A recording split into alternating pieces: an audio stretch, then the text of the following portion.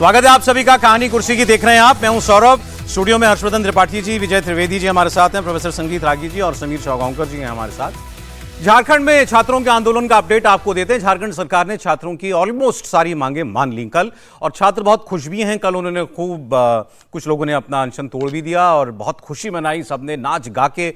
लेकिन क्या रांची का ये जंतर मंतर अब शांत हो जाएगा? मतलब क्या स्टूडेंट्स अपना आंदोलन वापस ले लेंगे? ये सवाल अभी भी इसलिए खड़ा हुआ है क्योंकि सरकार के झुकने के बावजूद छात्रों का एक ऐसा सेक्शन है जो अभी भी धरने पर बैठा हुआ है, क्योंकि सरकार ने पिछली परीक्षाओं में हुई धांधली की सीबीआई जांच की उनकी मांग नहीं मानी है। ये एक ही बड़ी चीज बची है कि सबका सीबीआई जांच करे।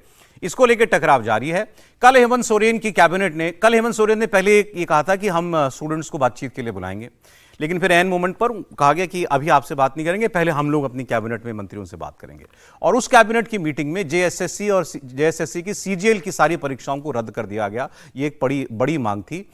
जो 2014 से जितनी ऐसी एग्जाम हुए हैं जिसमें टीडीपीएल एजेंसी ने परीक्षाएं कराई, वो सारे एग्जाम भी कैंसिल कर दिए गए। लेकिन इस धांधली की शिकायत की सीबीआई जांच कराने से फिलहाल हेमंत सोरेन सरकार इनकार ही कर रही है। अभी इसकी जांच सीआईडी कर रही है। राहुल गांधी ने, आपको मालूम है कि कल उन्होंने चिट्ठी लिखी थी हेमंत सोरेन को और कहा था कि आप खुद बात कीजिए छात्रों से। वो तो नहीं हुआ। अब पता नहीं इसमें लेकिन मांगे माने जाने में उनकी चिट्ठी का कितना दबाव काम आया। उन्होंने सोशल मीडिया पोस्ट के जरिए हेमंत सोरेन को धन्यवाद जरूर दे दिया है और कहा है कि हम सभी छात्रों के साथ खड़े हैं। हेमंत सोरेन ने छात्रों की बात मानते हुए बताया कि ये बातें हमारी भी जांच में सामने आई, जो छात्र कह रहे हैं हम उनकी बातें मान रहे हैं।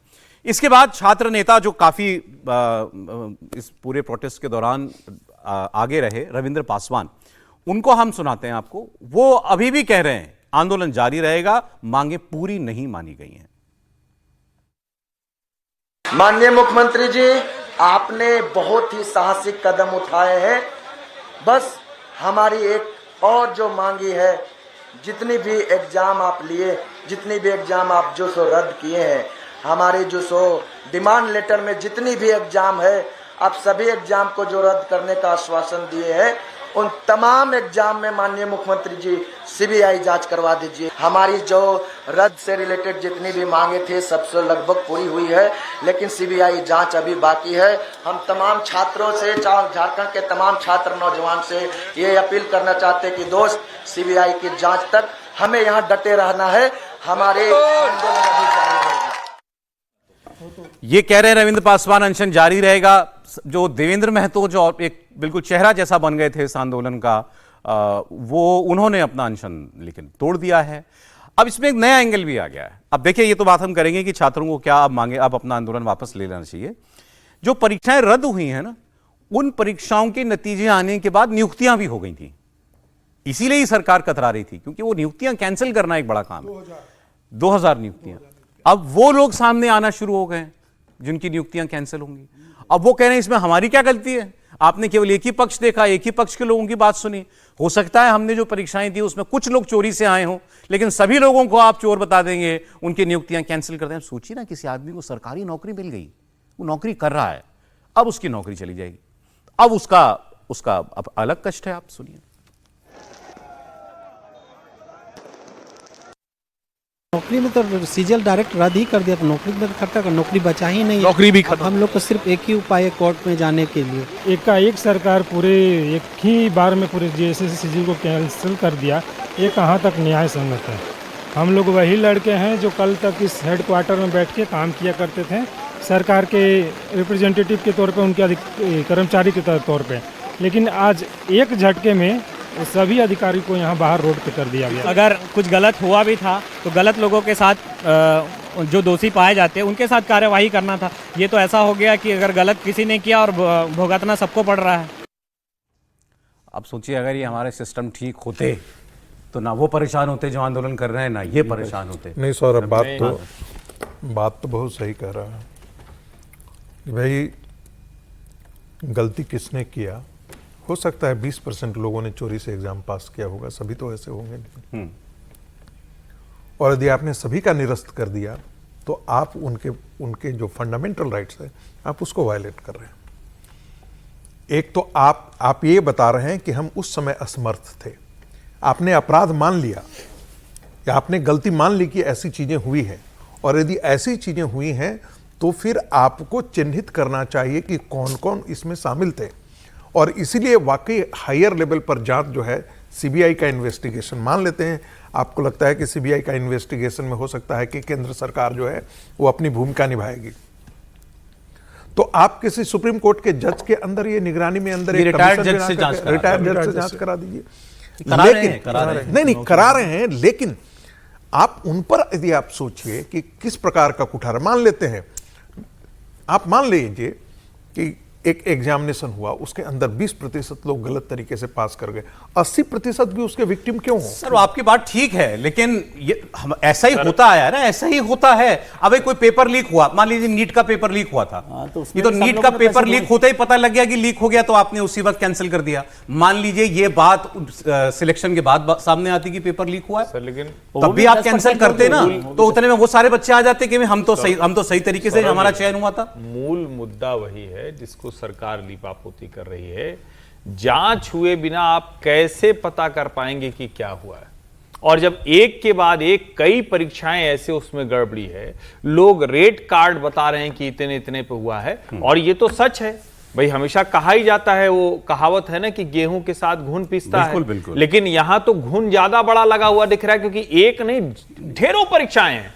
अगर एक होता तो हम मानते हैं। ये बात हम केवल इसलिए कर रहे हैं क्योंकि प्रोफेसर साहब ने कहा कि वो लोग जो अब आए कि हमारी क्या गलती, वो भी ठीक कह रहे हैं। इसीलिए उनकी पहली मांग सीबीआई जांच थी। और मैं फिर कह रहा हूं, सरकार ने बड़े सलीके से पूरे के पूरे मसले को ऐसे कर दिया कि आप उसके खिलाफ बोलेंगे तो अच्छा, सरकार तो सब मान गई, लगभग मांगे मान गई, लेकिन मूल मांग क्या है? मूल तो सीबीआई जांच हो, जिससे पता तो चले कि कौन कौन क्या क्या कर रहा है, वरना आपने कुछ कर दिया अपने हिसाब से सब कुछ कर दिया। जो हर्ष जी कह रहे हैं, तो वही है। नहीं, जो हर्ष जी कह रहे हैं वो इंपॉर्टेंट इसलिए हो जाता है कि ये मामला अब क्या होगा, जो बच्चे इससे विक्टिम होंगे, जो 7 साल से नौकरी कर रहे हैं, 8 साल से नौकरी रहे, वो कलेक्टिवली पिटीशन फाइल करेंगे सुप्रीम कोर्ट में या हाई कोर्ट में, जहां भी फाइल करना होगा, और ये हाई कोर्ट जो है वो उनको सुन करके वो तुरंत स्टे दे देगी।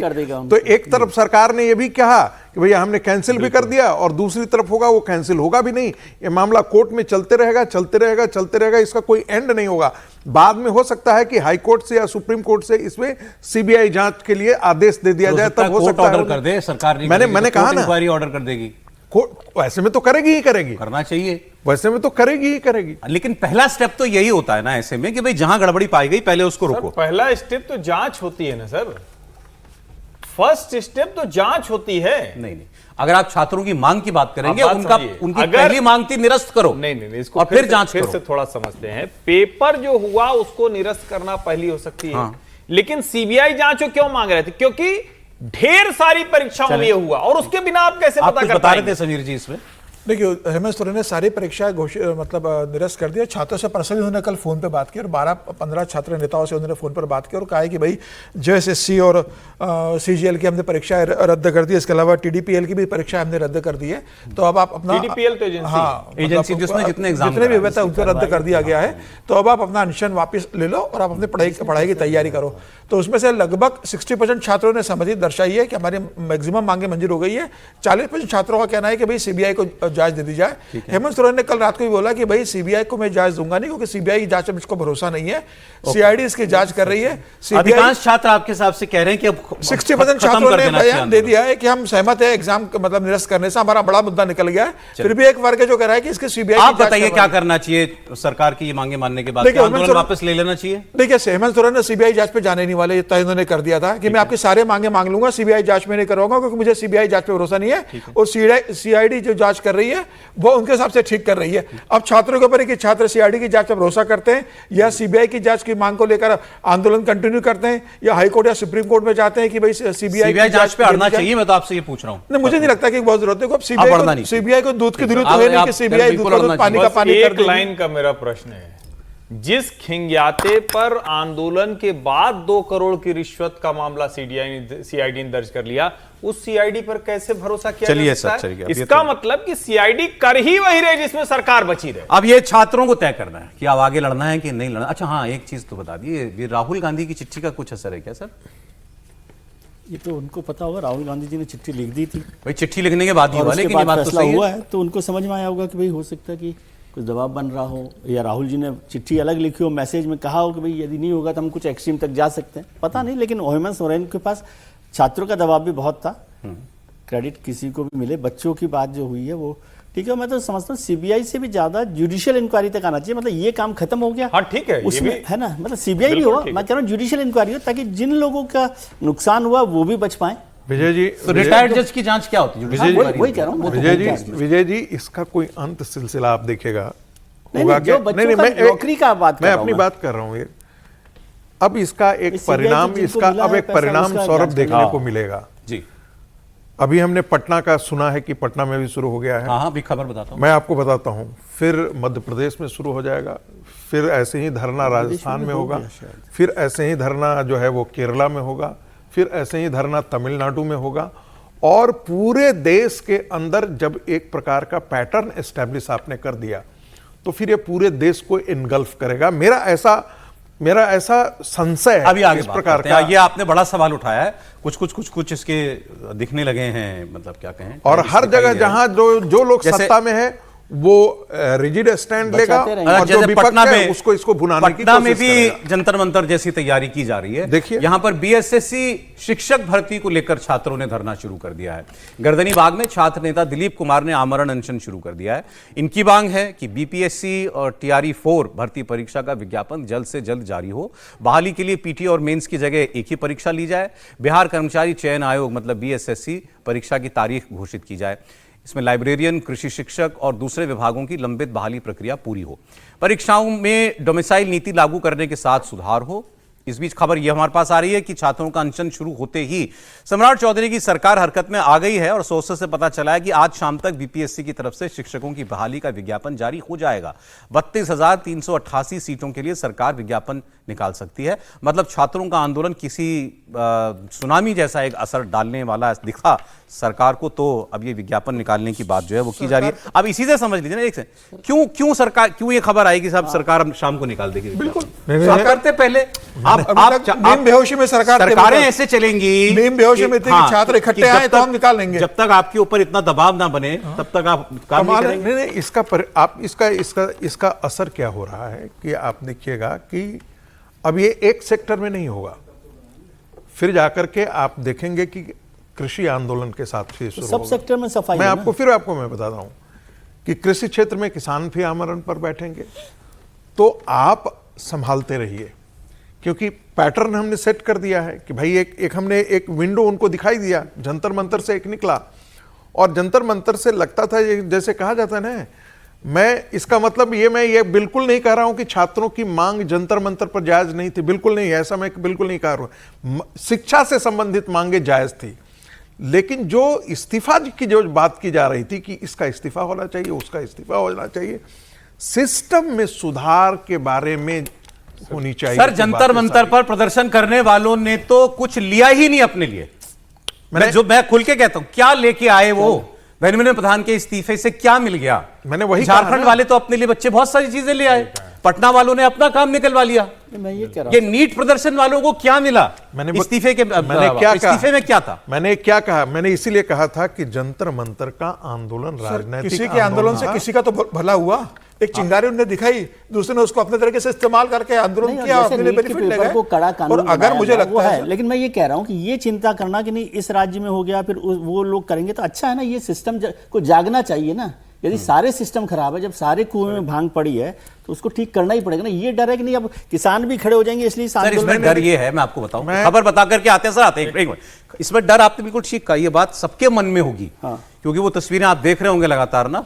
लखनऊ में विज्ञापन जैसी चीज भी आप सरकार नहीं जारी कर सकती बिना। सर विज्ञापन का मतलब भर्ती लेनी पड़ेगी ना। ठीक है ना, तो वो नौकरी कोई जेब से थोड़ी देनी है किसी सरकार। सरकारें बचती हैं नौकरियां देने में।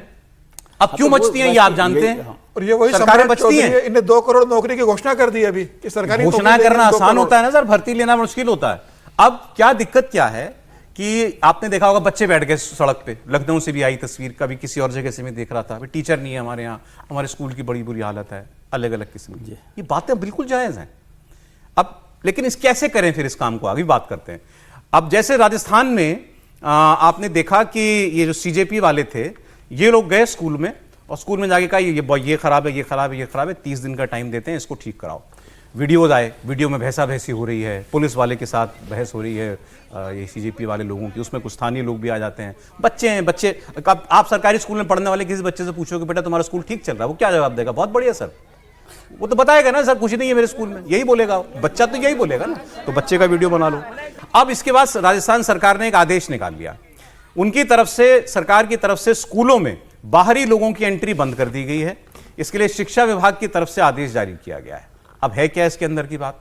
कॉकरोच जनता पार्टी के ऐलान के बाद यह फैसला हुआ, जिसमें अभिजीत दीपकी, आशुतोष रांका, ऐसे लोग तमाम राजस्थान के स्कूलों का दौरा करने वाले हैं और स्कूल स्कूल जाकर वो छात्रों की समस्याएं सुनेंगे। राजस्थान के शिक्षा मंत्री इस आदेश के बाद कह रहे हैं कि यह फैसला छात्रों की निजता के अधिकार को सुरक्षित रखने के लिए, यह मुझे बड़ा गजब लगा, छात्रों की प्राइवेसी बचाने के लिए सरकार ने यह आदेश निकाला है। सुनिए। हमारा कोई प्रतिबंध नहीं है, पर हमारा इतना सा है कि छात्रों की सुरक्षा का जिम्मा हमारा है और जो नाबालिग छात्र छात्राएं होती हैं उनकी कोई भी फोटो लेना, कोई भी कार से बाइक लेना, इसके पहले उनके अभिभावक उसे परमिशन जरूरी है। जब विद्यालय में होते हैं वो तो उनके अभिभावक और शिक्षक ही होते हैं। किसी भी समय कभी भी कोई भी आकर के संस्थान में बिना अनुमति घुस जाए, कुछ भी करे, उससे हमारे बच्चों की निजता बाधित होती है। राजस्थान सरकार और मंत्री जी कोई और ही बहाना बना लेते या कोई और, मतलब कोई और वो इशू बना लेते। निजता क्या होता है यार? की स्कूलों की आप ये कहो भी ये पब्लिक प्रॉपर्टी है, मतलब सरकारी प्रॉपर्टी है, ऐसे कोई नहीं घुसा चलाएगा, ट्रेसपासिंग है, ये समझ में आता है। अब निजता को लेकर उसमें आधार बना लिया गया। अब जो सवाल था, सर ने कहा ये अब कोई हर जगह, हर सेक्टर में, हर क्षेत्र में शुरू हो जाएगा। सर ने कहा जहां जहां भी विफल कमियां हैं वहां होना ही चाहिए, दबाव बनना ही चाहिए। सर दबाव बनाना तो ठीक है, लेकिन एक इसमें खतरा सर आ गया, एक खतरा एनार्की का है। और इस सिस्टम की, इस पूरे सिस्टम की एक कैपेसिटी है। आप रातों रात कह देंगे कि सारे स्कूल ठीक हो जाएं, सारी सड़कें ठीक हो जाएं, तो करने वाले तो वही लोग हैं ना जो हैं सिस्टम में। कैसे करेंगे? सौरभ एक बस, इसका अंत कहां होगा? कल बच्चे, मैं मान लेता हूं, आप एक स्कूल के बच्चे का हम वीडियो देख रहे थे, उन्होंने कहा कि भाई हमारी टीचर जाती है और ये मोबाइल दिन भर चेक करते रहती, क्लास नहीं पढ़ाती है। अब ऐसे कंप्लेन आने लगे। बहुत अच्छी बात, टीचर के साथ पुलिस थाने से पुलिस को जाना पड़ा वहां पर। अब कल बच्चे जो सरकारी स्कूल के हैं वो यह भी कहेंगे कि हमारे बेंच टूटे हुए थे, हमारा बेंच पर क्या है, बोलेंगे। कल उसके बाद आगे आएगी कि जो आप हमको मिड डे मील देते हैं, मिड डे मील में वाकई इतनी गंदगी है कि जिसका हद नहीं है सर, और बहुत बड़ा घपला है। सर मुझे ये बताइए क्योंकि समय इसके तरफ बस एक लाइन, ये शिकायतें तो सब जायज हैं। कल इसके बाद आगे बढ़ेगा कि जो प्राइवेट स्कूल में एयर कंडीशन होता है वो हमारे यहाँ क्यों नहीं अप्लाई करके देते हैं। तो इसका अंत सिला नहीं है और इस पर आंदोलन हो सकते हैं। मैं एक प्रकार की बातें कर, बताइए, ये वेलकम होना चाहिए या नहीं? नहीं, क्या गंदगी है तो उसको कारपेट के नीचे रख दें। और ये एहसान कर रहे हैं क्या? कौन सा एहसान कर रहे हैं सरकारें? मतलब कोई भी सरकार हो, उसमें पॉलिटिकल लीडरशिप को छोड़ दो, ब्यूरोक्रेसी क्या एहसान कर रही है? बेंच ठीक नहीं है, बेंच ठीक करवाने की मांग हो तो, शिक्षा ठीक हो, टीचर्स ठीक हो, अस्पताल ठीक हो, इसमें से सारे देश में अराजकता हो जाए तो भी क्या परेशानी है? ठीक होने में आपको अराजकता का डर है, सिस्टम ठीक होने की चिंता आपको नहीं है। मेरी बात यह है, और मैं इसमें नॉन पॉलिटिकल बात कर रहा हूँ। कोई भी हो, मदन दिलावर साहब को तो चुनाव आयोग से वो मिला होगा थोड़ा सा, अभी 10 बच्चे मर गए थे स्कूल की दीवार गिर के, प्राइवेसी की बात हुई राजस्थान में, बूथ पर कैमरे को लेकर, तो वहां से उनको प्राइवेसी का एक प्रेरणा मिली होगी। लेकिन ये सवाल क्यों है, अराजकता क्यों हो रही है? क्योंकि आप उनको जो चाहिए वो नहीं दे रहे। आप इस बात पर तो बहस नहीं करना चाहते, आप कह रहे अराजक, क्योंकि आपको डर है, आप कुर्सी पर बैठे हैं, कुर्सी पे बैठा हुआ आदमी डर रहा है, जिसको कुर्सी से जो नहीं मिल रहा वो लड़ाई ना लड़े। ये क्या तुक है? किस बात पर आप चर्चा कर रहे हैं, मुझे समझ ही नहीं आ रहा है। पूरे देश में होना चाहिए, मैं तो कह रहा हूं। मैं थोड़ी सी और नुआंस बात की उम्मीद कर रहा था आपसे, सीरियसली बताऊं मैं, क्योंकि आप दूसरा साइड जानते हैं। नहीं, मैं दूसरे साइड की कोई जानते हैं ना, तो जग रहे हैं ना, बड़े से बड़े वेल मीनिंग लोग, बड़े से बड़े वेल मीनिंग लोग क्या नहीं आए सरकारों में? आए ना, बैठे हुए ना। हर आदमी तो चोर नहीं बैठा ना, चोर नहीं, लेकिन वो जब वो होता क्या है, वो जब सिस्टम के अंदर जाता है तो उसको समझ में आता है कि इसके थ्रू काम बिल्कुल करना कितना सही, मुश्किल है। बिल्कुल कहावत सही, हमारे घरों में बिल्कुल कही सही जाती बात है कि माँ भी दूध जब पिलाती है जब बच्चा रोता है, तो वो कोई अराजकता नहीं होने वाली है। थोड़ा थोड़ा सा होगा, थोड़े थोड़े से लोग जागेंगे, और कई बार बिना अराजकता के भी लोग जाग जाएंगे कि भैया हमारे यहाँ तक चलें, आप बताइए सर। नहीं, देखिए, एक तो ये कि मदन दिलावर से मैं थोड़ा जिम्मेदार बयान की उम्मीद कर रहा था। शिक्षा मंत्री को बयान देना चाहिए था कि इस तरह की अराजकता हम नहीं पसंद करते हैं। आज ही हमने जो डायरेक्टरेट ऑफ एजुकेशन या शिक्षा विभाग जो होता है उसको, तो ये सर्कुलर मैंने जारी किया है। जितने विद्यालयों में जिस तरह की मुश्किलें हैं उसकी मैंने सूची मंगाई है। मैं खुद अभियान के तौर पर लूंगा और प्रतिदिन कम से कम इतने स्कूल देखूंगा, उनके कितने ठीक हो सकते हैं। तो ये एक अच्छा बयान होता है। ये जो अभी इन्होंने दिया है, मतलब किसी के लिए कहना ये ठीक नहीं, लेकिन ये मूर्खतापूर्ण बयान है, कुल्हाड़ी पर बैठ जाने जैसा है, नंबर 1। नंबर 2 ये कि अराजकता तो होती है और अराजकता को फ्यूल करने वाले लोग भी मिलते हैं, लेकिन क्या ये लोग व्यवस्था परिवर्तन चाह रहे हैं? तो यहां मेरी विजय जी से एकदम अलग राय है। ये तिलचट्टे कोई व्यवस्था परिवर्तन नहीं चाह रहे हैं। इनका अपना जो अब तक का ट्रैक रिकॉर्ड रहा है, ये अलग किस्म से एक इनके कह सकते हैं कि भाजपा सरकार निशाने पर है। लेकिन अब जब पता चल गया कि भाजपा सरकार निशाने पर है तो सरकार में बैठे लोग काम करें। और मैं इससे इतर, क्योंकि संयोगवश हम लोग एनआरकी की बात कर रहे हैं, तो मैं एक मतलब घटना छोटी सी बस 30 सेकंड में बताता हूं। आज सुबह में आनंद विहार रेलवे स्टेशन गया, और बड़ी जरूरी बात है क्योंकि लोग कह रहे हैं कहां से गुस्सा आ सकता है, कौन आंदोलन बन सकता है। 10 मिनट तक वहां शून्य है, यानी आप सिर्फ पिक ड्रॉप करने जा रहे हैं तो उस लेन में पैसा नहीं लगेगा आपका 10 मिनट तक। 10 से 17 मिनट तक 50 रुपए, और 17 मिनट के बाद वो 200 रुपए लगता है।